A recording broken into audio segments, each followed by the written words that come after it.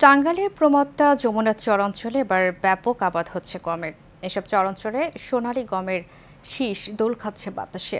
সে এক অপরূপ দৃশ্য। গত বছর যমুনা নদীতে জেগে ওঠা চরগুলোতে কৃষক সামান্য পরিচর্যা করে গমের আবাদ করেন।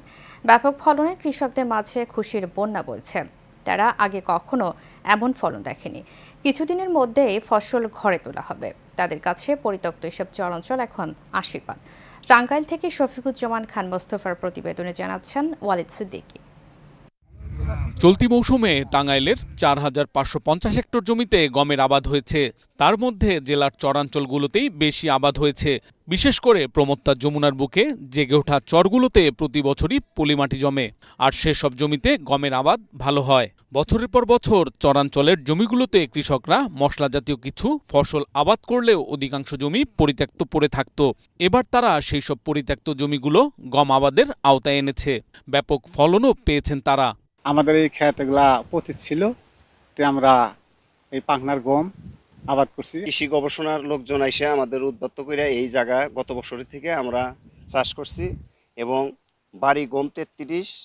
এই বছর যে আমরা দিছি অনেক দানা ভালো হয়েছে, ফলন ভালো হয়েছে, লাভবান আমরা মোটামুটি ভালোই হচ্ছে।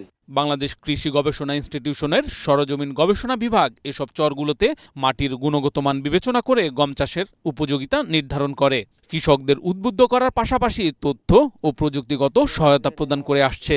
এখানে আমাদের যেহেতু জিরো টিলে যে চাষ করা হয়েছে, এখানে কোনো চাষ খরচ নাই, জাস্ট একটু আশ্রা টেনে এই গমগুলা চাষ করা হয়েছে। এতে আমাদের চরাঞ্চলের অনাবাদি জমি আমাদের চাষের আওতায় আসবে এবং দেশের সার্বিক উন্নয়নে আমাদের কৃষির যে অবদান, সেই অবদানটা আমরা জিডিপিতে রাখতে পারি। প্রতি বছর বিদেশ থেকে প্রচুর পরিমাণ গম আমদানি করতে হয়। নদ নদীর অববাহিকা সহ পরিত্যক্ত জমিগুলো আবাদের আওতায় আনা সম্ভব হলে গমের আমদানি নির্ভরতা অনেকটাই কমে আসবে বলে মনে করছেন সংশ্লিষ্টরা। Asian television news desk.